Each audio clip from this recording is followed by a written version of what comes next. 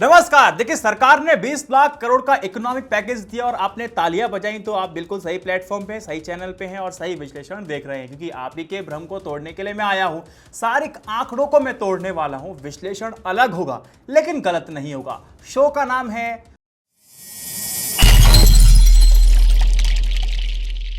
देखिए दोस्तों, फिक्की ने सरकार से बोला कि आपको 9 से 10 लाख करोड़ का इकोनॉमिक पैकेज देना होगा, जो कि जीडीपी का 4 से 5% हो जाता है। अब जो फिक्की की अध्यक्ष है, उन्होंने कहा था कि अगर इतना पैकेज आपने नहीं दिया तो लोगों की नौकरी जाएंगी तो हमारी इकोनॉमी पर इसका बैड इंपैक्ट पड़ने वाला है।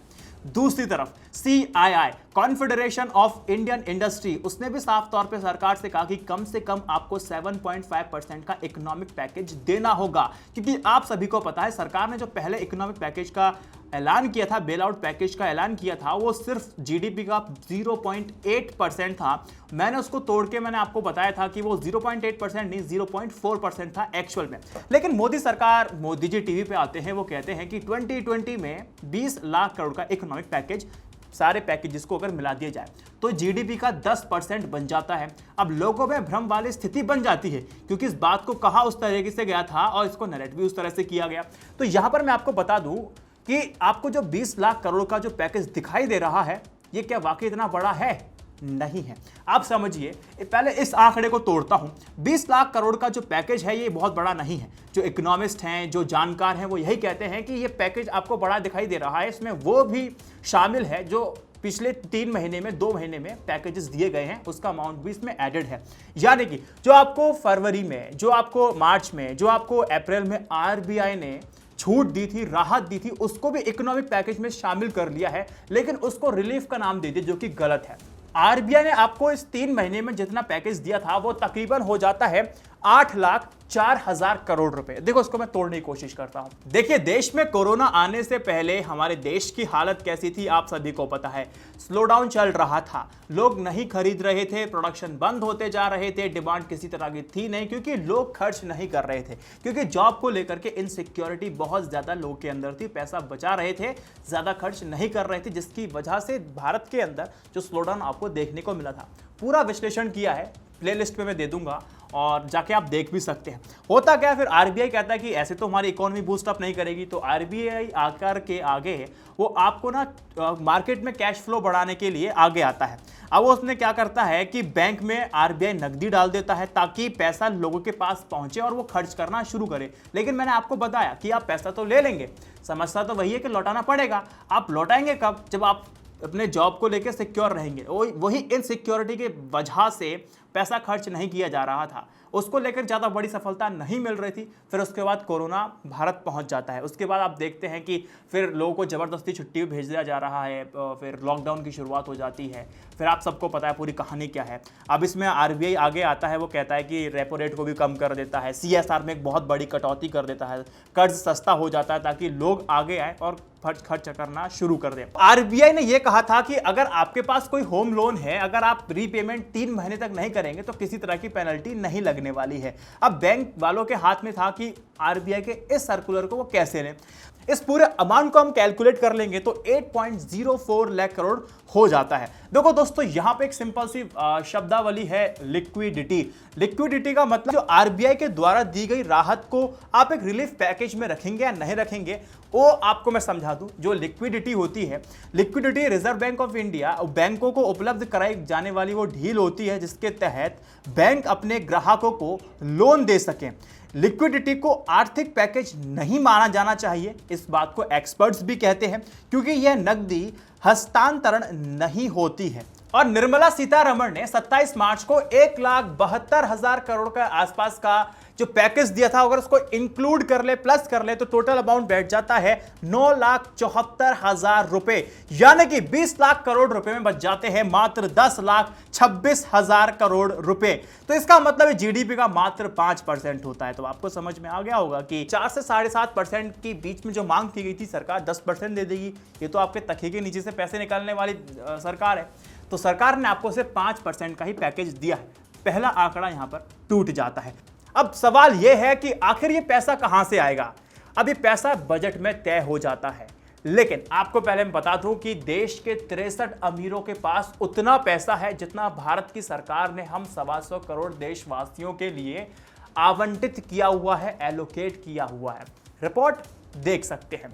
देखो, पहले मैं आपको बता दूं कि जो पैसे आते हैं वो सब बजट में बता दिया जाता है, कितना पैसा होगा, कितना कर्ज लिया जाएगा, कहां से आएगा। और सरकार के बजट का बात करूं, सरकार के बजट कहता है कि सरकार की जो इनकम होने वाली है वो 24,23,000 करोड़ की होगी और जो खर्चा होगा वो 30,42,230 करोड़ रुपए का होने वाला है।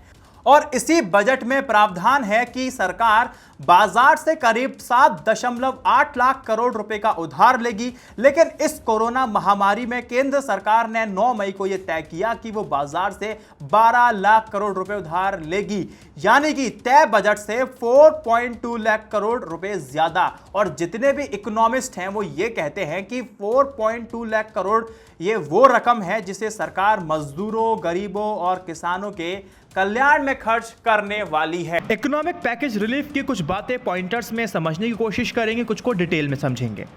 एमएसएमईज को 3 लाख करोड़ रुपए की लोन गारंटी दी गई है। लोन गारंटी का मतलब होता है कि अगर कोई एमएसएमई लोन डिफॉल्ट करती है तो उसकी भरपाई सरकार करेगी। इससे एमएसएमई संकट के इस दौर में लोन लेने को प्रोत्साहित होंगे। लेकिन सबसे बड़ी प्रॉब्लम तो ये है कि जिस तरह से बैंकों के एनपीए बढ़ते जा रहे हैं वो ऐसे लोन देने में आनाकानी ही करेंगे। भला कौन बैंक चाहेगा कि उसका लोन डिफॉल्ट हो, लंबे समय तक विवाद हो, डिस्प्यूट हो और फिर सरकार उसकी भरपाई करे या उसका एनपीए बढ़ जाए। वैसे भी यह तत्काल मिलने वाली राहत नहीं है, इसका इम्पैक्ट अगले वर्ष होगा। अब एड ऑन में मैं आपको बता दूं कि रिजर्व बैंक ने 6 लाख करोड़ रुपए नकदी का प्रवाह किया था, उसका लाभ भी बैंकों ने नहीं दिया था। मतलब कि जो एमएसएमईज थे, जो कॉरपोरेट थे, उनको इसका फायदा नहीं मिला था। इस बात को स्वीकार किया है वित्त मंत्री सीतारमण जी ने। अब बिजली कंपनियों को बकाये की रकम के हिसाब से कर्ज देने का ऐलान किया गया है और साथ में ये शर्त दी गई है कि इसका फायदा बिजली के उपभोक्ता को मिलना चाहिए। अभी फिलहाल आप ये समझ लीजिए कि सरकार और निजी विद्युत वितरण कंपनियों को डायरेक्ट 90,000 करोड़ रुपए की मदद दी गई है। बिजली कंपनियों का डिस्कॉम पर 94,000 करोड़ रुपए का बकाया था। सरकार ने डिस्कॉम को 90,000 करोड़ रुपए का पैकेज दे दिया है। अब सरकार की तरफ से कहा गया है कि 8 करोड़ प्रवासी मजदूरों को अगले 2 महीने तक मुफ्त में राशन देने की घोषणा की गई है। सुनकर आपको बहुत अच्छा लगेगा, लेकिन आप ये समझिए कि राज्य सरकार मुफ्त राशन देने पर 3,500 करोड़ रुपए खर्च करती है। अगर पूरा हिसाब लगाएंगे तो 8 करोड़ प्रवासी मजदूर के लिए 2 महीने में प्रति व्यक्ति जो खर्च आता है वो 437.5 रुपीज आता है। मतलब कि 218.75 रुपए का अनाज इन प्रवासी मजदूरों को 1 महीने में मिलेगा। अगर हम एक परिवार में 4 लोग लगा लें, लेकिन रिपोर्ट 5 कहती है, मैं फिर भी 4 लगा के चलता हूं, एक परिवार में 4 लोग रहते हैं तो प्रति व्यक्ति 54 रुपए के आसपास अनाज प्रति व्यक्ति महीना मिलेगा। क्या यह भूख मिटाने के लिए काफ़ी होगा? आप इसको ऐसे समझिए कि प्रति व्यक्ति 5 किलो गेहूं या चावल और 1 किलो चना दिया जाएगा, ऐसा वित्त मंत्री निर्मला सीतारमण ने कहा था कल की प्रेस कॉन्फ्रेंस में, यानी कि कुल 6 किलो अनाज। अब 3 समय भोजन के हिसाब से 30 दिन में 90 बार भोजन करने का आपको अवसर मिलेगा। इस तरह से 66 ग्राम भोजन एक व्यक्ति को एक समय में नसीब होगा। क्या ये मजाक है? जो राष्ट्र निर्माता है, जो उद्योग का आधार है, उसके साथ ऐसा होना चाहिए? अब आप मुझे बताइए। अब देखिए, सरकार की अजीबोगरीब बात लेके चलता हूं और स्वैग वाली बात सरकार की देखो। सरकार कहती है कि लोगों का टीडीएस कम कटेगा। अरे साहब, लेकिन आखिर में टैक्स तो पूरा भरना पड़ेगा, फिर राहत कहां मिली? अब पीएफ में जो हिस्सा सरकार भर रही है उतने के लिए तो आपको सरकार के लिए आभारी होना चाहिए, मगर जिन कर्मचारियों को ये राहत मिल रही है तो 12% के बजाय 10% ही कटवाएंगे। और माने कि तनख्वाह बढ़ गई, अब उन्हें यह भी याद होना चाहिए कि वो अपने बुढ़ापे की बचत पर ही हाथ साफ कर रहे हैं। इसमें सरकार उन्हें कुछ दे नहीं रही। सरकार ने आदेश दे दिया कि 5 लाख रुपए तक के रिफंड तुरंत दे दिए जाए। अच्छा, मगर जिसका पैसा था उसी को दिया जा रहा है। इसमें तारीफ वाली बातें क्या है? इसमें तारीफ वाली बात क्या है? अब कंस्ट्रक्शन प्रोजेक्ट की तारीखें 6 महीने बढ़ाने से बिल्डरों को राहत जरूर मिलेगी, मगर उन खरीदारों का क्या जो अपने घर का इंतजार कर रहे हैं। अब यहां पर आपको एक बात समझनी होगी कि सरकार ने डायरेक्ट पैसा मजदूरों गरीबों के हाथ में नहीं दिया है, जो कि सरकार ने बहुत बड़ी गलती कर दी है। इस बात को रघुराम राजन भी कह रहे हैं, इस बात को पी चिदम्बरम भी कहते हैं कि सरकार को गरीबों के हाथ में पैसा दिया जाना चाहिए था।